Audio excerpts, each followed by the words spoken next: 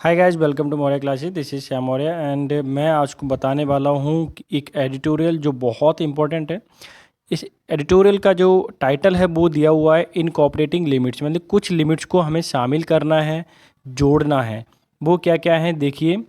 Proposed hate speech provisions, प्रस्तावित किया गया है या किसी को बताया गया है क्या hate speech provisions should be clear, कैसे होना चाहिए। इसके रूल प्रोविजंस का मतलब होता है रूल वगैरह एकदम क्लियर होना चाहिए एंड फ्री ऑफ वेगनेस, यानी वेगनेस का मतलब होता है अस्पष्ट चीज़ें, मतलब जो ल्यूसिड ना हो, नॉट, या मैं बात बोल देता हूँ अनक्लियर। क्या होता है अनक्लियर, जो चीज़ क्लियर नहीं होती है इसे वेगनेस बोलते हैं। क्लियर हो गया। अब मैं आपको बता दूं कि ये जो एडिटोरियल है उन लोगों के लिए फ़ायदेमंद है जो अपनी बुकैब को बहुत ज़्यादा बढ़ाना चाहते हैं। क्या बढ़ाना चाहते हैं? बुकैब को बढ़ाना चाहते हैं, और जिनको इंग्लिश नहीं आती तो वो यहाँ से डेली देखें। मैं उनको बेसिक तौर पे बता रहा हूँ क्योंकि डेली अगर आप देखेंगे तो आपकी इंग्लिश बहुत इंप्रूव हो जाएगी, बुकैब बहुत अच्छी हो जाएगी। क्योंकि द हिंदू का जो एडिटोरियल है उसे पढ़ते हो तो डेफिनेटली आपकी जो बुकैब है बहुत अच्छी होने वाली है, नो डाउट। क्लियर। तो मैं अब एक्सप्लेन करता हूँ क्या क्या है। ठीक है। प्रपोज किया गया है, प्रस्तावित किया गया है, हेट स्पीच के प्रोविजंस के बारे में शुड भी क्लियर होना चाहिए एंड फ्री ऑफ वेगनेस, यानी कि जो क्लियर नहीं है वो क्लियर करना चाहिए। ये इसका सब टाइटल है। तो वो उसमें कुछ जोड़ना है, इनकॉपरेटिंग लिमिट्स को जोड़ना है। जो हमारे पास प्रोविज़न अभी मौजूद है उसमें कुछ लिमिट्स को जोड़ना है। अब देखें क्या क्या है। देखिए, अब स्पीच इज़ फ्री, स्पीच आपको मालूम है फ्री होती है, कोई भी कुछ भी कह सकता है जिसको ज़रूरत के मुताबिक बोल सकता है। ये आपका फर्स्ट क्लॉज हो गया। दूसरा क्लॉज देखते हैं, बट इट इज़ फ्रीडम, ये फ्रीडम है। फ्रीडम का मतलब क्या होता है? जहाँ पे इमेंसिपेशन क्या है, इमेंसिपेशन, तो मैं लिख देता हूँ। इमेंसिपेशन का मतलब होता है मुक्ति, ठीक है। फ्रीडम होता है, और इंडिपेंडेंस भी जान बोल सकते हैं इसका सिनोनिम। डेट कम्स, अब ये जो कंजंक्शन है या इसका एंटीसीडेंट जो है, यानी पूर्व वाला नाउन जो है उसके अकॉर्डिंग वर्ब आएगी। ये जो रूल बता रहा हूँ ना आपको, ये वाला, ये अंडरलाइन करके, इतना बेहतरीन रूल है क्योंकि ये हमेशा पूछा जाता है किसी भी एग्जाम में, चाहे आपका CGL का हो या CHSL का हो या MTS का हो या अदर कोई भी एकदम कॉम्पिटिटिव है, ये नेट क्या हो एग्ज़ाम, किसी भी एग्जाम हो उसमें डेफिनेटली ग्रामर आती है। तो ये पूछा जाता है क्या कि आपको कंजंक्शन से पहले जो वर्ड है उसके बाद जो नाउन वर्ब आएगी वो कैसी आएगी, वो उस नाउन के अकॉर्डिंग हाई आएगी। ये ध्यान रखना। ये सिंगुलर था इसलिए यहाँ पे सिंगुलर वर्ब आ गई। अब क्या है, मैं फिर से मतलब बताऊँ, बट इट इज़ फ्रीडम, ये स्वतंत्रता जो है वो आती है विद रिस्पॉन्सिबिलिटी। क्या आती है? वो कुछ रिस्पॉन्सिबिलिटी लेके आती है। क्लियर हो गया। And responsible speech not just something, एक रिस्पॉन्सिबल जिम्मेदाराना स्पीच या वक्तव्य बिल्कुल नहीं हो सकता क्या, that does not contain abuse, उसके अंदर क्या नहीं हो सकते उपस्थित, डज नॉट। अब देखिए क्या है, responsible speech does not contain, अगर मैं आपको एक्सप्लेन कर दूं, थोड़ा सा समझा दूं कि सब्जेक्ट क्या है, does not, sorry, responsible speech, ये आपका क्या हो गया, ये आपका सब्जेक्ट हो गया, यानी कि नाउन हो गया सिंगुलर। सिंगुलर नाउन है तो अब यहाँ देखिए, that does not contain abuse speech, responsible speech does not contain abuse, इसमें गाली वगैरह नहीं हो सकती, डिफेमेशन नहीं हो सकता, और इंसाइटमेंट, इंसाइटमेंट का किसी को उत्तेजित कर देना, उत्तेजित कर देना। क्लियर हो गया। ठीक है। प्रोवोक कर देना, इंसाइटमेंट का मतलब प्रोवोक करना बोल सकते हैं, प्रोवोक। क्लियर हो गया। अब देखिए आप, टू वायलेंस मतलब उसको उत्तेजित कर देना वायलेंस करने के लिए, वो हिंसा कर दे, इतना वायलेंस मतलब उसको इंसाइटमेंट कर दो कि वो उत्तेजना से क्या कर दे, हिंसा कर दे। ऐसी चीज़ें क्या होती है, रिस्पॉन्सिबल स्पीच में शामिल नहीं होती हैं। तो यहाँ तक का आई होप आपको सेंटेंस समझ आ गया होगा पूरा पूरा। अब हम देखते हैं आगे क्या है।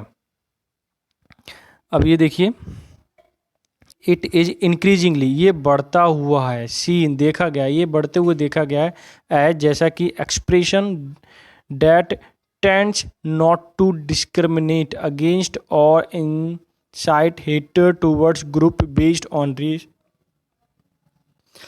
देखो ऐसा मैं बोलता हूँ फिर से कि ये देखा गया इंक्रीजिंगली सीन एज एक्सप्रेशन, जो हमारे भाव हैं, टेंड नॉट टू डिस्क्रिमिनेट, जो भाव होते हैं वो किसी को मतभेद, डिस्क्रिमिनेट का मतलब होता है मतभेद, क्या होता है, बहुत इंपॉर्टेंट है, मतभेद, कि मतभेद नहीं होना चाहिए, अगेंस्ट किसके खिलाफ, और इंसाइट हेटेड towards group based on race, मतलब किसी भी ग्रुप के लिए या किसी भी रेस के लिए जो किसी भी तरह के लोग हैं या किसी भी ग्रुप के लोग हैं, उनके खिलाफ हमें क्या नहीं होना चाहिए, डिस्क्रिमिनेट नहीं करना चाहिए रेस के और जेंडर के, caste, religion, belief, sexual orientation, nationality या इमिग्रेशन स्टेटस। मान लीजिए अभी क्या है, आप देखते होंगे कि आपने देखा होगा दिल्ली के अंदर कि जो बिहार के लोग आए तो उनको बोलते हैं बिहारी बिहारी है ये, ठीक है। ये इमिग्रेशन है कि उसने पलायन किया है, कहाँ से, बिहार से वो दिल्ली के लिए पलायन किया है।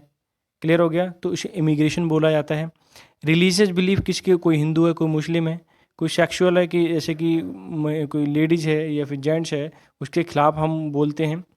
और कास्ट है ये कि छोटी कास्ट का है कि बड़ी कास्ट का है, इस तरह से हम उसमें डिस्क्रिमिनेट करते हैं। तो ये सारी चीज़ें नहीं होनी चाहिए, किसी भी रिस्पॉन्सिबल स्पीच में ऐसा नहीं होता है। क्लियर हो गया। The world has moved away from a free speech doctrine based on a formal equality among different viewpoint on to one that discourage the targeting of any vulnerable section। अब ये क्या कह रहा है, इंपॉर्टेंट देखिए, यहाँ से पूरा सेंटेंस यहाँ पे ख़त्म हुआ। The world has moved away from a free speech, क्या है, वर्ड आगे बढ़, दुनिया क्या है, आगे बढ़ चुकी है फ्री स्पीच के बारे में। डॉक्ट्राइन बेस्ड, मतलब डॉक्ट्राइन बेस्ड का मतलब होता है कि एक अथॉरिटी है जो क्लियरली बता सके ये सही है या गलत है, उसमें अप्रूव्ड किया हो, तो doctrine based formal equality language के बारे में बोला गया है। तो doctrine based on a formal equality among different view point, मतलब डिफरेंट डिफरेंट तरह के व्यू पॉइंट हो सकते हैं टू वन, किसी एक के लिए। डेट डिस्करेज, जो ऐसा हो सकता है किसी एक के लिए डिस्करेज करे, किस क्या करे, उसको हतोत्साहित करे।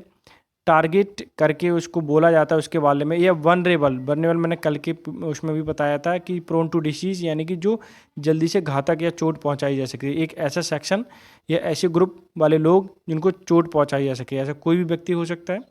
तो ऐसे मान लीजिए कि एक ऐसी लैंग्वेज जो किसी पर बेस्ड हो और उसको बुरा भला कह दिया जाए, ठीक है, ऐसा नहीं होना चाहिए। ये इसका एक ऐसा लिमिट जोड़नी चाहिए हमें। क्या है लिमिट के बारे में, कि जो हमारे अभी पास जो डेटा है कि अगर मान लीजिए हम किसी को भला बुरा बोल रहे हैं या हम किसी को इंसाइट कर रहे हैं, तो ये बैड स्पीच या हेट स्पीच में आ जाता है। तो इसमें क्लियरली एक्सप्लेन नहीं है अभी, ठीक है, तो उसको एक्सप्लेन करने के लिए राइटर बोल रहा है। आगे देखिए, द टर्म हेट स्पीच, जो हेट स्पीच है, एंड कॉल फॉर, डिमांड करती है लॉ, एक नियम की। कॉल फॉर एक फ्रेजर वर्ब है, क्या है, कॉल फॉर, इसका मतलब होता है डिमांड करना। क्या होता है, डिमांड करना। ये बहुत इंपॉर्टेंट है, सीजीएल में पूछी गई कई बार, तो ये आपको ध्यान रखना चाहिए कि ये कई बार पूछा गया है, कॉल्स फॉर। अब ध्यान देखिए, the term hate speech, hate speech का मतलब भला बुरा कहना किसी के बारे में। कॉल फॉर ये टर्म है, ये सिंगुलर है, इसलिए हमारी सिंगुलर वर्ब आई है। ये फ्रेजल वर्ब है और इसका मतलब क्या होता है, डिमांड करना। फिर से मैंने बताया, आप लिख सकते हैं। ये जो मैं आपको इंपॉर्टेंट बताता हूँ ना, वो आप लिख लीजिए, बहुत इंपॉर्टेंट है। देखिए आपको डायरेक्टली एग्जाम में मिलेंगी डायरेक्टली। एक ऐसे लॉ की डिमांड करती है जो specially seek to punish it arise from a inclusive understanding of the basis on which the speech is restricted in the modern democracies. ये बोलना चाह रहा है कि एक ऐसे लॉ की डिमांड करती है जो स्पेशली किसी को बताए या पनिश करे, ऐसे अराइज यानी बढ़ते हुए, फ्रॉम द इंक्लूसिव एक तरीके अंडरस्टैंडिंग को, अप्रोच को बताए, of basis which is on which, जिस पर, ऑन विच का मतलब जिस पर स्पीच इज रिस्ट्रिक्टेड, मतलब जिस, मान लीजिए एक ऐसी अंडरस्टैंडिंग को बताए। मान लीजिए कि किसी को गाली देना क्या है, गाली देना हेट स्पीच के अंतर्गत आता है, तो इसमें कौन सा एक्ट लगने वाला है, तो ये चीज़ एक्सप्लेन क्लियरली बताए। एक कोई रूल या आपका वहाँ पे फिक्स होना चाहिए ना कि भाई गाली दी है तो इस सेक्शन के अकॉर्डिंग आती है, किसी ने डिफेमेशन बोला है, उल्टा सीधा बोला है किसी के बारे में, तो इस सेक्शन के अंदर आता है। ये चीज़ क्लियरली आपको राइटर बताना चाहता है कि ऐसा होना चाहिए डेमोक्रेसी, मॉडर्न डेमोक्रेसी के अंदर तो होना ज़रूरी है। क्लियर हो गया। अब यहाँ से देख लेते हैं। इन दिस बैकड्रॉप, ये पुराना जो बैकड्रॉप जो पहले से शामिल किया हुआ है, in this backdrop the proposal to incorporate provisions, ठीक है, जो पहले से शामिल प्रोविजंस हैं against hate speech in the penal code law is quite welcome. उनको हम स्वागत करना है, जो भी आने वाले पहले से भी उनका स्वागत करना है, जो नए करने उनको भी हमें स्वागत करना है। क्लियर हो गया। आ कमिटी यानी एक कमेटी अप्रूव, कमेटी की स्पेलिंग हमेशा उसमें पूछी जाती करेक्शन में, तो ध्यान रखना COMMI CGLTEE, ये कमेटी की स्पेलिंग हमेशा पूछी जाती है, ध्यान रखना। प्रीवियस के पेपर उठा के दे लीजिए, CGL का, CHSL का और MTS का, उसमें डेफिनेटली पूछी गई होगी। अपॉइंटेड का मतलब एक कमेटी अपॉइंट की गई है by the union home ministry के द्वारा, टास्क विद यानी उनको काम दिया गया, रिकमेंडिंग कि उन्हें बताना, रिकमेंड करना है, चेंज इन क्रिमिनल लॉ, जो क्रिमिनल लॉ है हमारा उसमें चेंज करना है। अब देखिए यहाँ पे लिखा है एज, ये कॉमा लग गया, एक क्लॉज पूरा हो गया। क्या लिखा हुआ है, ये लिखा है a committee is appointed by the home ministry is now seeking formulating. अब यहाँ से देखिए होम मिनिस्ट्री आपका सब्जेक्ट है, अब ये लिखिए सब्जेक्ट है सिंगुलर है इसलिए एज आया है, तो home ministry is now seeking मतलब ढूंढ रही है, फॉर फॉर्मुलेट मतलब चेंज करने के, न्यू प्रोविजंस के लिए, that will make hate speech a separate offence. इसमें ये पता चलेगा हमें न्यू प्रोविजन के थ्रू कि भाई हेड स्पीच क्या है आपका, सेपरेट एक अलग से क्या है ऑफेंस है या जुर्म किया है आपने कोई, क्लियर है, ताकि इस पर कोई एक्ट लग सके या कोई धारा लग सके। क्लियर हो गया। The term hate speech may not be use, term जो है हेट स्पीच शायद यूज ना की जा सकी। पैसिव में बना हुआ है कि मे मे के बाद नॉट आया फिर बी लगा हुआ है, यानी मे जब भी मुडाल आता है उसके बाद अगर बी लगा हुआ है तो वो पैसिव में बना होगा। ठीक है। But the panel is examining, panel क्या कर रहा है, उसको एग्जामिन कर रहा है। क्या, recommendations made by the law committee and the expert committee aided by, जो एक्सपर्ट कमेटी है किसने के द्वारा वो चलाई जा रही है, विश्वनाथ, TK विश्वनाथ के द्वारा, ऑन एडिंग सेक्शन, क्या करना है, सेक्शन जोड़ने के लिए कौन सा, 153C and 505A to IPC में जोड़ने के लिए। एक्सपर्ट लोग अभी इसमें डिस्कस कर रहे हैं, विचार कर रहे हैं, तो जोड़ी जाएगी। ठीक है, आगे देखते हैं। द प्रपोज्ड, नया सेंटेंस स्टार्ट हो रहा है। The proposed section 153C would target speech, जो 153 सेक्शन है वुड टारगेट, क्या करेगा, टारगेट करेगा स्पीच के बारे में, डेट ग्रेवली थ्रेटेंड, जो खतरनाक फॉर्म में, ग्रेवली मतलब जो ज़्यादा खतरनाक फॉर्म में होती है, थ्रेटेंड मतलब धमकी देना, एनी पर्सन, किसी एक पर्सन को।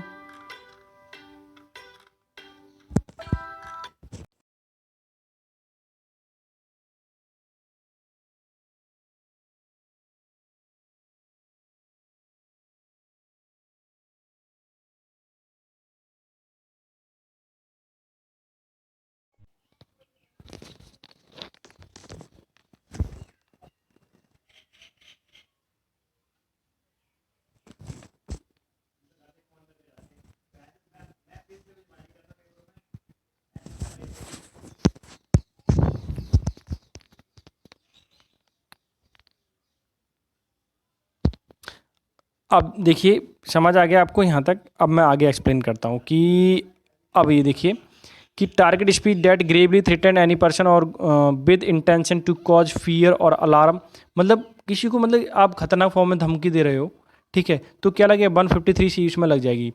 और विद इंटेंशन, आपका इंटेंशन क्या है, आपकी जो ध्यान है वो ये है कि कॉज, उसमें डर पैदा हो जाए, अलार्म मतलब थरथराने लगे, वो इंसाइट उत्तेजित हो जाए वायलेंस करने के लिए टूवर्ड दैम, या आप किसी कोई पर्सन के बारे में बोल रहे हो तो वो दूसरा पर्सन क्या होता है उसको मारने चला जाता है, तो इस तरह की चीज़ों में क्या लगेगी, ये इंक्लूड किया गया 153C।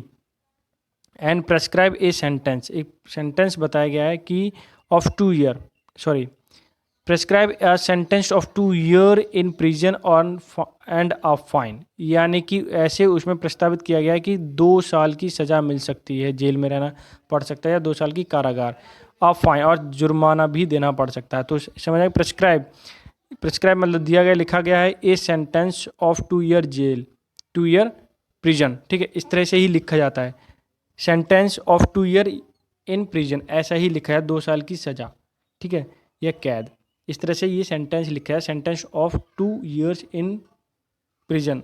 क्लियर हो गया। अब ऐसा नहीं है कि सेंटेंस इन 2, या फिर लिख देते हैं जेल 2 ईयर, ऐसा नहीं है, ये सेंटेंस गलत है, एक्चुअली में ग्रामेटिक फॉर्म में ऐसे लिखा जाता है। क्लियर हो गया ये वाला सेंटेंस। आगे देखते हैं क्या है। Section 505A on other hand, दूसरे हाथों में अगर देखें हम या दूसरे तरीके से देखें तो इसमें क्या लिखा हुआ है, उसमें लिखा हुआ है प्रपोज टू पनिश स्पीच और राइटिंग, ठीक है, प्रपोज टू पनिश स्पीच, एक ऐसी स्पीच जो किसी को मारने की कोशिश करे, और राइटिंग डेट कॉज फियर, ऐसा लिख लेना किसी के बारे में जो मतलब डर पैदा हो जाए, अलार्म अमंग द ग्रुप, या किसी ग्रुप के बीच में डर पैदा हो जाए बहुत ज़्यादा। फिर आगे लिखा हुआ और प्रोवोक मतलब उकसाना, इंसाइटमेंट, जो आगे ऊपर बताया था मैंने, वायलेंस अगेंस्ट इट, ठीक है, किसी के खिलाफ वायलेंस करना। क्लियर हो गया। On the ground of the race, किसी मतलब किसी जो जाति के लोग हैं या किसी ग्रुप के लोग हैं उनके बारे में, रिलीजन के बारे में, gender, sexual orientation, place of birth, disability, किसी के बारे में भला बुरा कहना। रिलीजियस के खिलाफ हो सकता है, जेंडर के खिलाफ हो सकता है, सेक्सुअल ओरिएंटेशन के खिलाफ हो सकता है, प्लेस ऑफ बर्थ हो सकता है, डिसेबिलिटी हो सकती है। तो उसमें क्या लगेगी, 505A आपका सेक्शन लग जाएगा। क्लियर हो गया। Committee for reform in criminal law attracted criticism, जो क्रिटिसिज्म करते हैं, किसी को बुरा भला कहते हैं। When it was formed last year, जब ये बनाया गया था, as many fear of 100 process, fear 100 process without adequate, बिना किसी पर्याप्त, एडिक्वेट का मतलब पर्याप्त होता है, बहुत इंपॉर्टेंट है।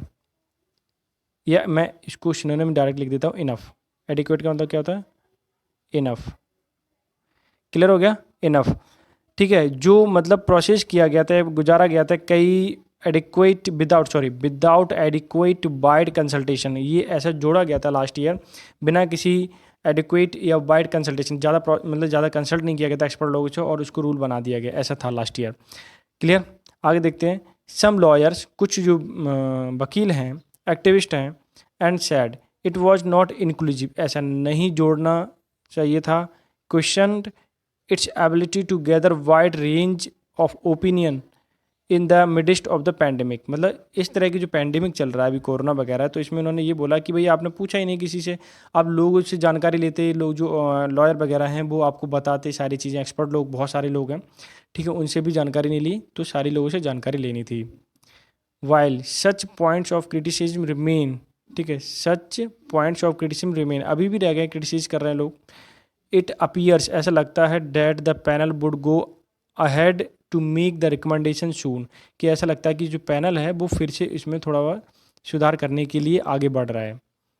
क्लियर हो गया। In the context of the hate speech provision, अगर हेट स्पीच प्रोविजन के बारे में कहें तो it must direct its effort to define narrowly and sections it proposes to formulate and avoid the pitfall of using weak and overloaded term with would fall foul और constitution। ये बहुत अच्छा sentence है, मैं इसे एक्सप्लेन करता हूँ। देखिए, अगर मैं in context of the hate speech के बारे में बात करता हूँ, उसके प्रोविजंस के बारे में बात करता हूँ, इट मस्ट डायरेक्टेड, ये हमें क्या करता है, डायरेक्ट टू फॉर्मुलेट, ये फॉर्मुलेट मतलब चेंज करना, अवॉइड हटाना, पिटफॉल मतलब कुछ गलतियाँ हैं, ऑफ यूजिंग वेग मतलब जो क्लियर ना हो, and overloaded term that would fall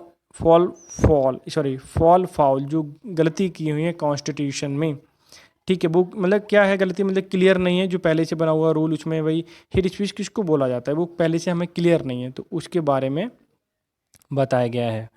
ठीक है, section 66A of the information technology act, section 66A information technology act, it may be recalled, इसको दोबारा से मतलब इसके बारे में कहा जाएगा। व्हाट स्ट्रक डाउन, एक फ्रेजल वर्ब होती है, क्या होता है, जो स्ट्रक डाउन होता है वो फ्रेजल वर्ब होती है, इसका मतलब होता है किसी को निरस्त कर देना, ठीक है, नलीफाई कर देना, NULLY नलीफाई, NULLYFY, ठीक है, नलीफाई मतलब निरस्त कर देना, क्या कर देना, पुट एन एंड टू, क्या करना होता है, इसका मतलब फिर से लिख देता हूँ, पुट एंड, ठीक है, टू, तो ख़त्म कर देना होता है किसी चीज़ को।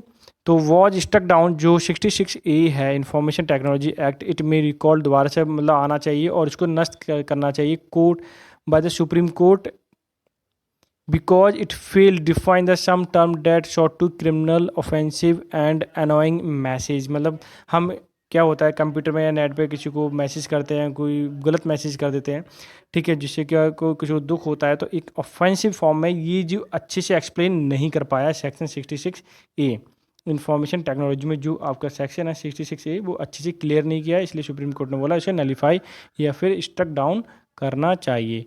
क्लियर हो गया। आगे देखते हैं क्या है। एवर सिंस, तब से, this 2015 decision some government CA लुकैना का मतलब होता है गैप, क्या होता है, गैप या कमी बोल सकते हैं, ठीक है, इन द लॉ में कमी हो सकती है, कंसर्निंग जिसमें विचार है ऑफेंसिव मैसेज के बारे में ओवर इंटरनेट, यानी कि जो 2015 में आया है 66A, ये जो है अच्छे से एक्सप्लेन नहीं किया कि भाई अगर हम किसी को मैसेज कर रहे हैं, व्हाट्सएप पे ही कर रहे हैं या फेसबुक पे कर रहे हैं और वो ऑफेंस हो रहा है, तो इसमें क्या 66 लगना चाहिए नहीं चाहिए, ये क्लियरली एक्सप्लेन नहीं हो पाता। ये क्या है, एक कमी है, लुकैना है। क्लियर हो गया? In the law concerning offensive message over internet. Clear हो गया? तो देख आगे देखते हैं नेक्स्ट सेंटेंस क्या है। If at all new sections, अगर हम सारे नए सेक्शंस पर देखें, आर टू बी इंट्रोड्यूस, जो इंट्रोड्यूस किए जाने हैं, टू बी इंट्रोड्यूस किए जाने हैं, इसका मतलब क्या होता है, किए जाने हैं। इट शुड बी क्लियर, कैसे होना चाहिए, क्लियर होना चाहिए। वॉट इज शॉर्ट, जो चाहिए। टू बी पनिश, ठीक है, पनिश करने के लिए। इंसाइटमेंट टू वायलेंस और एडवोकेसी ऑफ हिटर्ड, जो हिटर्ड के बारे में बातचीत करता है या उसका पक्षधार लेता है। क्या लिखा, पोजिंग ए इमिटमेंट, इमिटमेंट का मतलब होता है जो खतरनाक हो, क्या, थ्रेट, धमकी। To public order, to target a group, ठीक है, जो किसी ग्रुप के बारे में कह रहा है, तो ऐसे उसमें क्या करना चाहिए, हमें ख़त्म करना चाहिए। क्लियर हो गया? थोड़ा सा मैं इसको ऊपर करता हूँ, ये 1 मिनट रुकिए।